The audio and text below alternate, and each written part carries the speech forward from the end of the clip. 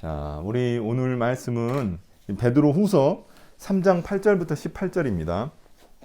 제가 읽겠습니다. 사랑하는 여러분, 이 한 가지만은 잊지 마십시오. 주님께는 하루가 천년 같고 천년이 하루 같습니다. 어떤 이들이 생각하는 것과 같이 주님께서는 약속을 더디 지키시는 것이 아닙니다. 도리어 여러분을 위해서 오래 참으시는 것입니다. 하나님께서는 아무도 멸망하지 않고 모두 회개하는 데에 이르기를 바라십니다. 그러나 주님의 날은 도둑같이 올 것입니다. 그날에 하늘은 요란한 소리를 내면서 사라지고 원소들은 불에 녹아버리고 땅과 그 안에 있는 모든 일은 드러날 것입니다. 이렇게 모든 것이 녹아버릴 터인데 여러분은 어떠한 사람이 되어야 하겠습니까? 여러분은 거룩한 행실과 경건한 삶 속에서 하나님의 날이 오기를 기다리고 그 날을 앞당기도록 하여야 하지 않겠습니까? 그날에 하늘은 불타서 없어지고 원소들은 타서 녹아버릴 것입니다. 그러나 우리는 주님의 약속을 따라 정의가 깃들여 있는 새 하늘과 새 땅을 기다리고 있습니다. 사랑하는 여러분, 여러분이 이것을 기다리고 있으니 티도 없고 흠도 없는 사람으로 아무 탈이 없고 하나님 앞에 나타날 수 있도록 힘쓰십시오. 그리고 우리 주님의 오래 참으심이 구원을 위한 것이라고 생각하십시오. 그것은 우리의 사랑하는 형제 바울이 자기가 받은 지혜를 따라서 여러분에게 편지한 바와 같습니다. 바울은 모든 편지에서 이것들을 두고 말하고 있는데 그 가운데는 알기 어려운 것들이 들어 있어서 무식하거나 믿음이 굳세지 못한 사람은 다른 성경을 잘못 해석하듯이 그것을 잘못 해석해서 마침내 스스로 파멸에 이르고 말 것입니다. 그러므로 사랑하는 여러분, 여러분은 이 사실을 미리 알고 불의한 자들의 유혹에 휩쓸려서 자기의 확신을 잃는 일이 없도록 주의하십시오. 우리의 주님이시며 구주이신 그리스도 예수에 대한 지식과 그의 은혜 안에서 자라나십시오. 이제도 영원한 날까지도 영광이 주님께 있기를 빕니다. 아멘. 네. 여러분들 그 영화 중에 그 마지막 날에 대한 영화가 있어요. 종말에 대한 영화가 있는데 그런 영화를 여러분들 보신 적이 있는지 모르겠어요. 그 영화를 보면은 그 영화에서 이 마지막 날이 오면은 사람들이 여러 가지 이제 본인들이 하고 싶었던 것들을 하는 모습을 봅니다. 그러니까 자기들이 지금까지 못 해봤던 것들을 갖다가 자신들의 욕망들을 다 드러내는 그런 모습들을 볼 수 있어요. 요새도 그런 그 종말에 대한 영화들 많이 나오거든요. 우리는 근데 그 종말에 대해서 많은 어떤 영화 아니고서는 우리가 평소에 그런 생각을 하지 않아요. 지구가 멸망할 거라는 그런 생각 잘 안 하잖아요. 근데 오늘 본문 말씀은 그 종말에 대한 이야기를 하고 있는 겁니다. 마지막 날에 어떤 일이 일어날 것인가, 그 일에 대한 이야기를 하고 있는 거야. 여러분들은 종말의 때에 무엇을 하고 싶으세요? 뭘 할 것 같아요? 만약에 종말이 온다. 내일은 만약에 종말이 온다. 그럼 오늘 뭘 할 것 같아요? 다 각자 생각이 있겠죠. 예. 어떤 사람은 진짜 누가 말한 대로 한 그루에 사과나무를 심겠다 이런 사람도 있을 수 있고, 아무튼 어떤 사람이든 자신이 마지막 내일 종말이 온다고 하면은 곧 종말이 온다. 예를 들면 48시간 내에 종말이 온다 하면은 자기가 뭔가 하고 싶은 일이 있을 거예요. 근데 우리 성경에서는 반드시 정확하게 이 종말이 온다고 이야기를 하고 있습니다. 그리고 우리가 어떻게 그 종말을 준비하고 살아야 될 것인지에 대해서 성경은 분명하게 이야기를 하고 있습니다. 그 이야기하고 있는 내용이 뭐냐? 베드로후서 3장 8절부터 18절입니다. 앞부분에서 어떤 내용을 다루고 있었는지를 좀 보자면은 앞에서 이 베드로후서의 배경이 되는 그 일들이 어떤 일들이 있었냐면은 이 교회 안에 거짓 교사들이 있었어요. 이 거짓 교사들이 하나님의 그 주님의 예수님의 재림은 없다. 예수님이 재림하지 않으신다. 그러니까 재림이 없으니까 이 심판도 없다. 그러니까 마지막 때 종말의 때에 심판이 없다라고 이야기를 하고 있었어요. 그렇기 때문에 우리 마음대로 살아도 된다. 우리 삶은 좀 방탕하게 살아도 상관없다. 왜냐하면 예수님이 우리를 먼저 구원하셨고, 그러니까 그 구원받았기 때문에 우리 영혼은 어차피 구원받았기 때문에 우리 육체로 어떤 죄를 짓더라도 별 상관이 없다. 이렇게 생각을 하고 이 방탕한 삶을 즐기기 시작했어요. 그리고 그런 삶에 그런 그들의 가르침에 따라가는 동조하는 사람들이 있었어요. 그래서 그것에 대한 위협이 있었기 때문에 이 베드로는 이 베드로 후서를 써가지고 그들에게 경고를 하고 있는 거예요. 그러면서 이제 이야기를 하는 겁니다. 심판이 없는 게 아니다. 그리고 주의 재림이 곧 있다. 이렇게 이야기를 하는 겁니다. 그랬더니 사람들이 이제 그런 의문이 들 수 있잖아요. 첫 번째 의문은 뭐냐면, 그러면 주의 재림이 도대체 왜 이렇게 늦게 오는 거냐? 주의 재림이 있으면 그 재림을 통해서 이 심판이 일어나는 거거든요. 주님께서 재림하고 나셔서 그 다음에 우리를 심판하시는 거예요. 근데 그러면 도대체 이 세상에 이렇게 악한 일들이 많고 악한 사람들이 많은데 왜 이렇게 주의 재림은 더딘 거냐? 주님이 왜 이렇게 빨리 안 오시는 거냐? 이렇게 말하는 사람이 있다는 거예요. 그렇게 말하는 사람들이 있는데 거기 구절에도 나오죠. 어떤 이들이 생각하는 것과 같이 주님께서는 약속을 더디 지키시는 것이 아닙니다. 라고 이야기를 합니다. 그러면은 도대체 주님은 늦게 오시는 거냐? 이렇게 그게 아니라는 거예요. 왜냐하면 주님의 이 시간과 우리의 시간에 차이가 있기 때문에 그렇습니다. 주님은 천년이 하루 같고 또 하루가 천년 같으신 분이 바로 주님이시라는 거예요. 근데 우리는 이걸 이해하기가 힘들잖아요. 우리는 이 시간 속에 시간과 공간의 제약 속에 살고 있단 말이에요. 근데 주님은 그 시간과 공간의 제약이 없이 그 창조주시기 때문에 그 위에 계신 분이란 말이에요. 그래서 우리가 생각하는 시간과 주님이 생각하는 시간이 다르다는 거예요. 그러니까 더디 온다고 말할 수 없다는 거예요. 주님은 정말 딱 오셔야 될 때 오는 거지 우리가 생각하는 더디 생각이 든다는 거예요. 시간 차이 때문에. 제가 예전에 그 필리핀에서 한 6개월 있었던 적이 있습니다. 이 필리핀에서 어떤 일이 있었냐면은 이 필리핀 사람들은 이 시간을 잘 지키지 못해요. 우리나라 사람들은 시간 지키는 게 되게 상대방에 대한 예의이고 또 우리가 해야 되는 뭐 당연한 일이라고 생각을 하잖아요. 근데 필리핀 사람들은 시간 개념이 우리랑 좀 다릅니다. 그래서 최소 1시간 이상씩은 다 늦어요. 약속을 하면. 물론 이제 그거를 이제 머리 써가지고 그러면 1시간 일찍 잡아가지고 그럼 시간 맞추면 되겠다 이렇게 생각하는 사람이 있을 수도 있겠지만 아무튼 우리는 보통 시간을 갖다가 정확하게 지키는데 그 사람들은 이 시간 개념이 별로 없어요. 시계가 없어서 그런 게 아니에요. 시계가 없어서 그런 게 아니고 이 사람들은 날씨가 많이 덥잖아요. 거기는 항상 날씨가 더우니까 덥고 또 교통이 너무 복잡하다 보니까 시간을 맞출 수가 없어요. 그래서 대부분 거의 1시간은 그냥 기본적으로 본인들이 늦는 시간이라고 생각을 하는 거예요. 그래서 이제 제가 필리핀에 있을 때 제일 힘들었던 게 뭐냐면 예배 시간을 지키는 거예요. 여러분들은 예배 시간 한 번도 어긴 적이 없잖아요. 거의 늦어봐야 1, 2분 늦는데 거기는 아니에요. 1시간 기다려도 안 와요. 그러니까 예배를 시작했는데 예배를 언제 시작해야 될지를 모르겠는 거예요, 내가. 아니, 예배를 시작했는데 한 명, 뒷명 이렇게 오는 거예요. 뭐 30분 후에 한 명 오고, 그다음에 1시간 후에 한 명 오고, 1시간 반 후에 막 2명 오고, 이런 식이니까 이걸 언제까지 기다려야 되나 싶어가지고 이 필리핀에서 예배 드리는 게 너무 힘들었어요. 그래가지고 처음에는 그 문화를 이해하지 못하고 막 그 학생들을 다그쳤어요. 야, 너희들 시간 지켜라. 시간 지키는 게 예의다. 막 이렇게 이야기했더니 그들은 이제 제가 그거를 그 시간 개념을 이해하지 못한다고 생각했기 때문에 그냥 yes 이렇게 했지만 나중에 봐도 계속 늦었어요. 계속. 그래서 나중에 이제 그 필리핀 문화를 알고 나서 제가 이 사람들은 그런 문화가 있다는 걸 이제 알았어요. 우리랑 완전히 다른 거죠. 이렇게 우리가 이 필리핀 예만 봐도 시간 개념의 차이가 있단 말이에요. 그런데 하물며 창조주인 하나님과 우리 사이에 이 피조물인 우리 사이에 시간 차이가 없을까요? 우리는 이 시간과 공간이라는 이 피조 세계 안에 살기 때문에 우리의 시간과 그걸 뛰어넘어서 이 초월해서 사시는 하나님 사이에는 엄청난 간격이 있다는 겁니다. 그게 바로 첫 번째 이유예요. 하나님이 더디 오시는 게 아니라는 거예요. 그 다음에 두 번째 이유는 뭐냐면 주님이 이렇게 우리가 이렇게 생각하기에 더디 오시는 것처럼 느껴지는 이유는 뭐냐면 주님이 기다리신다는 거예요. 기다리시고 있다는 거예요. 여기서 보시면은 뭐라고 이야기하냐면 도리어 여러분을 위해서 오래 참으시는 것입니다. 라고 이야기를 합니다. 하나님께서는 아무도 멸망하지 않고 모두 회개하는 데에 이르기를 바라시기 때문입니다. 라고 이야기를 해요. 그러니까 우리는 주님이 늦게 오신다고 생각하지만 그게 아니라 주님께서는 도리어 우리를 기다리고 계신다는 거예요. 우리가 모두 다 회개하기까지.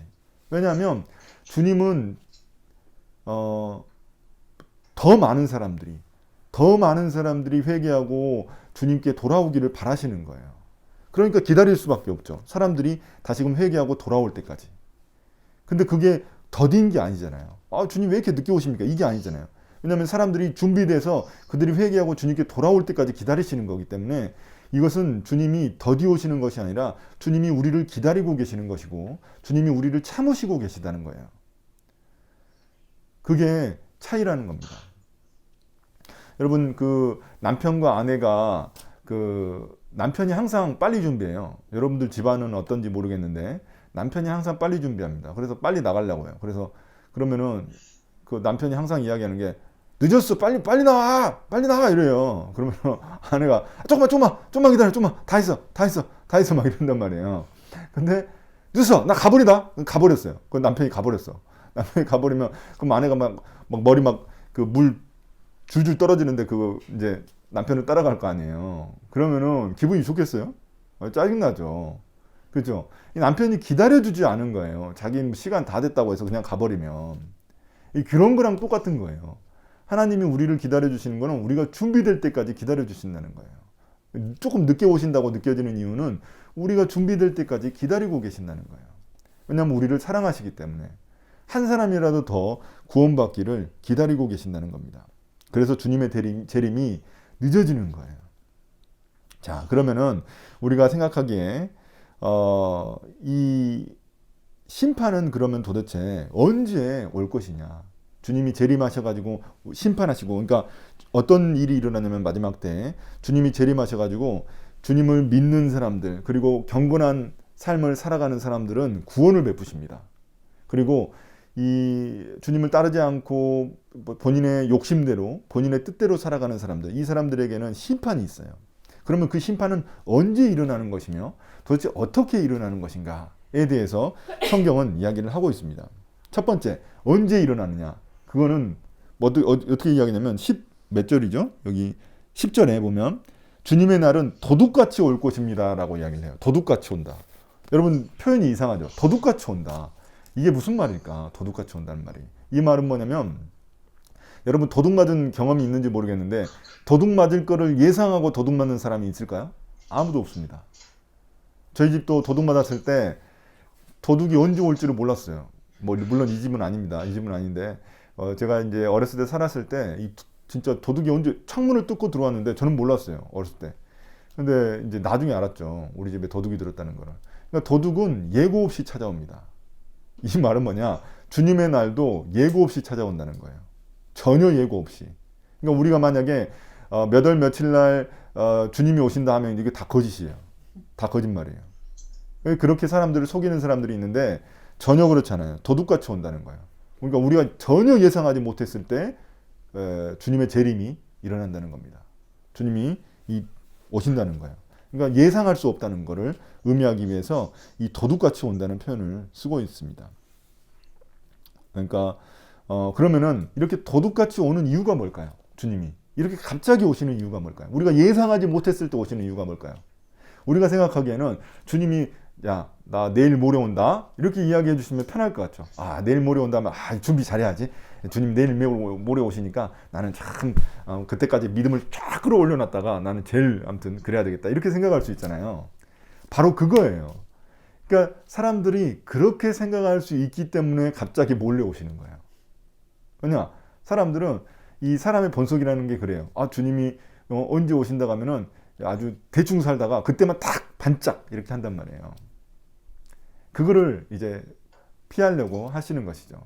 저도 아내랑 이제 떨어져 있을 때 이제 아내가 온다고 하면 이제 청소를 한단 말이에요. 그 전까지는 대충 살아요. 그냥 더럽게 살아요. 더럽게 살다가 아내가 온다고 며칠 후에 온다는 게 정해져 있잖아요. 그럼 딱 그때 왔을 때 이제 청소하고 이렇게 열심히 하고 집이 좋은 것처럼 이렇게 꾸며놓고 이렇게 한단 말이에요. 그런 거랑 똑같은 거예요. 그렇지만 주님이 언제 온다, 아내가 언제 온지 모른다. 그러면 어떡할 거예요? 맨날 치우고 살아야 되잖아요. 그런 거예요. 그러니까 주님은 우리 삶이 언제나 주님 앞에 경건하고 또 깨끗한 삶을 살기를 원하시기 때문에 우리에게 언제 올지를 알려주시지 않아요. 도둑처럼 임하신다고 이야기를 하는 겁니다. 우리가 삶이 항상 경건하고 또 긴장감 있게 살아갈 수 있도록 하시기 위함입니다. 여러분, 근데 이런 사실을 알았다면, 우리가 이 주님이 도둑같이 오신다는 것을 알았다면은 언제 온다고 이야기하는 사람들을 거부할 수 있겠죠. 잘못된 가르침이라는 걸 알 수 있겠죠. 근데 우리나라에 1992년에 놀라운 일이 있었어요. 이 다미 선교회라는 이 선교회가 있었는데 거기서 뭐라고 했냐면 이 휴거서를 주장해서, 휴거라는 건 뭐냐면 우리가 이제 이 주님이 오시면 공중으로 올라가거든요. 이 공중으로 올라가는 사건, 주님이 오셔가지고 우리가 공중으로 올라가는 사건이 일어난다는 거예요. 언제? 1992년 10월 28일 날. 딱 날짜를 정했어요. 그리고 언제 오냐? 정시에. 그럼 도대체 다른 나라는 어떻게 되는 건가? 이런 싶은 생각이 들잖아요. 왜냐면 우리랑 시간 차이가 있는데, 시차가 있는데. 아무튼 웃기는데, 아무튼 그렇게 주장했어. 우리나라 입장에서는 아무튼 정시에, 12시에 온다. 이렇게 주장을 해가지고, 그럼 사람들이 잘 그 말, 안 믿을 것 같죠. 이 성경을 아는 사람, 그러니까, 특별히 베드로 후서를 아는 사람들은 안 믿을 것 같잖아요. 근데 수없이 많은 사람들이 그 말을 믿고 따라갔다는 거예요. 그래가지고 자기 집도 팔고, 왜냐면 뭐 마지막 날이 10월 28일 날 12시에 오는데 집이 뭔 필요 있어요. 그러니까 집도 다 교회에다 바치고, 또 거기 그 교주가 있었어요. 그 목사가 한 명 있었는데 그 교주한테 다 바치고, 이렇게 사람들이 다 12시에 거기에 다 모였어요. 아, 이제 나는 붕 뜬다. 마치 붕 떠갖고 난다, 올라간다, 이렇게 생각하고 다 모였어요. 그리고 심지어 그 앞에 경찰이 엄청나게 많이 깔렸어요. 그리고 심지어 방송사에서 그걸 다 찍었어요. 왜냐하면 수없이 많은 사람들이 그 선교회를 따라갔기 때문에, 정말 많은 사람들이 따라갔어요. 그래서 나중에는 전국에 그 선교회 지부들이 생겼을 정도로 우리나라의 큰 어떤 사건이었어요. 근데 결국 아무 일도 안 일어났습니다. 그래서 방송에 나왔어요. 아들이 거기에 갔다가 이제 12시 넘어서 이제 1시 가까이 됐는데도 아무 일도 안 일어나니까 이제 그냥 멍한 얼굴로 나온 거죠. 거기서. 근데 그 앞에서 기다리고 있던 엄마가 있었어요. 엄마가 등짝을 스매싱 딱 때리면서 정신 차려 이놈아. 그러고 데려갔다는 거예요. 그런 사건이 있었습니다. 그러니까 우리가 이 성경 말씀을 제대로 알면 이런 일을 안 당하죠. 왜냐면 주님이 도둑같이 온다는데 어떻게 할 거예요? 그러니까 시간과 날짜를 정해놓는다는 것은 잘못됐다는 걸 우리가 알 수 있죠. 근데 수없이 많은 사람들은 그걸 기다린다는 거예요. 이 시간과 때를 정해주면은 그것만 기다린다는 거예요. 그래서 사람들을 속이기 쉬운 겁니다. 이게 이 이단들과 사이비들이 쓰는 방법이에요. 그러니까 앞으로도 언젠가 언제 어느 때 온다 하면 다 거짓입니다. 그걸 안다는 것 자체가 거짓이에요. 자, 그러면은 어떻게 일어날 것인가에 대해서도 성경에 이야기를 합니다. 그게 10절에 나오는데 보시면 그날에 하늘은 요란한 소리를 내면서 사라지고 원소들은 불에 녹아버리고 땅과 그 안에 있는 모든 일은 드러날 것입니다. 이게 일어나는 일이라는 거예요. 마지막 때. 뭐라고 이야기하고 있어요? 하늘은 요란한 소리를 내면서 사라진다는 거예요. 여러분, 예전에 그 노아의 홍수는 물로 인해서 심판을 받았습니다. 근데 이 마지막 때는 불로 인해 심판받습니다. 그래서 많은 사람들이 산불이 자주 일어나고 또 여러 가지 그 지진이나 용암 분출 같은 거 있잖아요. 화산이 일어나는 거, 이런 것들을 보면은 이 마지막 때에 막 징조라고 이야기를 합니다. 왜냐하면 마지막 때가 불로 인해서 우리가 심판을 받기 때문에 그렇습니다. 그때 되면은 이제 하늘이 다 사라져버리고 심지어 이 땅에 있는 모든 것들이 다 드러난다는 거예요. 그리고 원소들은 불에 다 녹아버린다는 거예요. 여러분 그 화학 시간에 배웠죠. 모든 물질의 가장 기본은 원소예요. 원소. 이 원소가 불에 다 녹아버린다는 말은 뭐냐면 이 세상에 있는 모든 피조물들이 피조된 게, 이 만들어진 것들이 다 녹아버린다는 거예요. 다 사라져버린다는 거예요. 그리고 이 땅에 있는 모든 것들이 이제 드러나게 된다는 겁니다. 물론 이거는 물리적인 어떤 변화를 이야기를 하는 거예요. 그러니까 하늘도 완전히 녹아 없어져 버리고 이 세상에 있는 것들이 많이 녹아 없어져 버린다는 거예요. 그렇지만 이 물리적인 것만 이야기하는 것이 아니라 심지어 우리가 지금까지 가지고 있었던 뭔가 기존 체계들이 싹 다 무너지고 새로운 체계가 일어난다는 것을 의미합니다. 그래서 모든 것이 드러난다는 건 뭐냐면 악한 사람들은 악한 사람대로 다 드러나고 의인들은 의인대로 다 드러난다는 거예요. 그러니까 그때가 딱 되면은 의인과 악인의 구별이 분명하게 돼버린다는 겁니다. 이 모든 것들이 다 드러나기 때문에. 그러니까 감추고 있었던 것들, 내 욕망들, 이런 것들이 싹 드러나는 거예요. 그걸 통해서 우리가 그 모든 것이 드러나서 하나님의 심판을 받게 된다는 겁니다. 그러니까 물리적으로도 우리가 살고 있는 세상이 많은 변화를 겪지만 우리 안에 있는 모든 욕망들도 다 드러나게 돼서 하나님의 심판을 받게 된다고 이야기를 합니다. 우리가 이제 세 번째로 그러면 주님의 날이 반드시 온다. 우리가 언제인지는 알지 못하지만 반드시 온다는 건 사실이라는 걸 이제 알았어요. 그럼 우리는 주님이 오시는 날을 어떻게 준비해야 될 것이냐라는 거예요. 그럼 우리는 우리 삶을 어떻게 살아야 될 것인지 그걸 알아야 된다는 거예요. 우리가 이 어떻게 살아야 된다라는 말을 할 때 이거는 어떤 방법에 대한 이야기가 아니에요. 내가 내 삶을 이런 방식으로 이런 방법으로 살아야 되겠다. 이런 방법론에 대한 이야기가 아니라 우리의 존재론에 대한 이야기예요. 우리가 어떤 사람이 되어야 할 것인가. 그럼 주님이 오시는 날 우리가 어떤 사람으로 준비되어 있어야 하는가. 이 이야기를 하는 겁니다. 오늘 성경에서 보면은 그 이야기를 합니다. 어떻게 우리가 되어야 될 것인지 11절에 보면 여러분은 어떤 사람이 되어야 하겠습니까? 여러분은 거룩한 행실과 경건한 삶 속에서 하나님의 날이 오기를 기다리고 그 날을 앞당기도록 하여야 하지 않겠습니까? 이 거룩한 행실과 경건한 삶, 이게 우리가 주님을 기다리는 삶의 모습이라는 겁니다. 제가 서두에도 이야기를 했지만 많은 사람들은 마지막 날이 오면은 자기가 가지고 있는 욕망들을 다 풀어내려고 해요. 그 영화를 보면 되게 영화가 난잡해요. 음란하고 난잡하고. 왜냐? 마지막 날에 자기의 욕망을 다 드러내니까. 그런데 우리는 그렇지 않다는 거예요. 이 마지막 날을 기다릴 때 우리는 거룩한 행실과 경건한 삶으로 기다린다는 겁니다.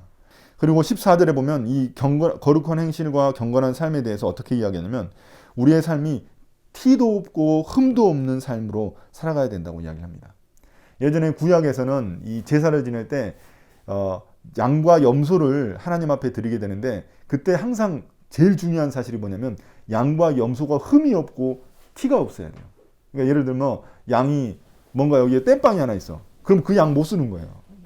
양이 뭐 다리를 절어. 그럼 그 양 못 쓰는 거예요. 닌 탈락. 니는 다시 가져와. 다른 거 가져와. 좋은 거 갖고 와. 이렇게 딱 되는 거예요. 그러니까 그런 모습이 바로 이 구약의 제사의 모습이거든요. 그런 것처럼 우리의 삶이 티나 흠이 있으면 하나님 앞에 합당한 삶이 하나님이 받으시는 삶이 안 된다는 거예요. 물론 우리 삶이 완벽할 수는 없죠. 완벽한 사람이 어디 있어요. 그러나 우리가 티도 없고 흠이 없는 사람으로 정말 하나님 앞에 아무 탈이 없는 사람으로 나타날 수 있도록 힘을 쓰라는 거예요. 힘을 쓰라는 거예요. 우리가 그 완벽한 사람이 되라는 것이 아니라 우리가 진짜 하나님 앞에서 티도 없고 흠도 없는 사람으로 나타날 수 있도록 우리가 노력해야 된다는 겁니다. 우리의 그런 삶이 될 수 있도록 해야 된다는 겁니다. 그게 하나님이 이 마지막 때에 우리에게 바라시는 그런 삶이라는 겁니다. 여러분, 그러나 이 거짓 교사들은 주장하는 바가 달랐어요. 거짓 교사들은 제가 앞에서도 이야기했지만 어차피 주님의 재림이 없다. 그러니까 심판도 없다. 주님이 심판할 일이 없다. 그러니까 우리는 그냥 방탕한 삶대로 살아가면 된다. 근데 지금도 그걸 주장하는 사람들이 있습니다. 여러분, 구원파 아시죠? 구원파. 이 구원파가 했었던 일을 아죠. 세월호 사건. 그 세월호 사건이 그 배가 침몰한 사건이에요. 그래서 학생들이 정말 많이 죽었어요, 그때. 그 세월호를 소유하고 있는 집단이 어디였냐면 구원파 집단이었어요. 구원파가 원래 이단들은 대부분 사업을 하거든요. 사업을 해서 자기들 돈을 굴리는데 그때 이제 세월호 그 배도 구원파가 소유하고 있었어요. 그래서 구원파가 그때 구원파 교주가 결국에는 도망가다가 죽었잖아요. 그 사건이 있었는데 이 구원파가 믿고 있는 교리가 그런 겁니다. 한 번 구원받으면 그때 벌써 우리는 구원받았다는 거예요. 그래서 그 다음부터는 우리가 어떤 죄를 지어도 육체적으로 죄를 짓는 거기 때문에 우리 영혼이 구원받는 것에는 아무 지장이 없다는 거예요.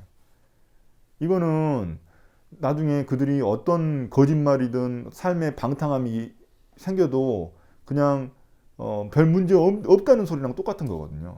그래서 이 구원파가 큰 사회적인 문제를 일으킨 게 이 세월호 사건이었습니다. 근데 이 거짓 교사들도 그렇게 생각하잖아요. 어차피 심판과 재림이 없기 때문에 우리는 그냥 어차피 구원받았기 때문에 처음 예수님 믿을 때 구원받았기 때문에 상관이 없다는 거예요. 그러니까 막 살아도 상관이 없다는 거예요. 그래서 이 베드로는 그게 아니라고 이야기를 하고 있는 겁니다. 주님의 재림이 반드시 있고 그때 주님의 심판이 있기 때문에 우리는 경건하고 또 거룩한 행실로 살아가야 된다고 이야기를 합니다. 티와 흠이 없는 삶을 살아가야 된다고 이야기를 합니다. 그리고 그 삶이 주님이 오시는 그 날을 앞당기는 삶이라는 거예요. 왜냐하면 주님은 우리가 정말 더 많은 사람들이 구원받을 수 있도록 기다리시잖아요. 그런 삶을 우리가 전파하면은 사람들이 점점 그런 주님을 믿는 구원받는 삶을 살아간다면은 그 날이 더 앞당겨지는 거죠. 왜냐하면 주님이 기다리시는 거니까 그 삶을. 그래서 우리가 이런 삶을 살아갈 때 주님이 오시는 그 날도 앞당길 수 있다는 겁니다. 그래서 그런 삶을 우리가 더욱더 살아가야 된다는 겁니다. 그리고 두 번째로 우리가 기억해야 될 것은 뭐냐면 성경 해석을 함부로 해서는 안 된다는 겁니다. 성경 해석을 할 때 주의해야 된다는 거예요. 거기 보시면은 바울의 편지에 대한 이야기가 있어요. 바울의 편지가 그 당시에는 이제 성경으로 인정됐을 때인데 그때 알기 어려운 것들이 덜어 있다는 거예요. 근데 무식하고 이 믿음이 굳세지 못한 사람들이 이 거짓 교사들이 하는 그 해석, 바울의 이 편지를 잘못 해석한 그 가르침을 갖다가 따라간다는 거예요.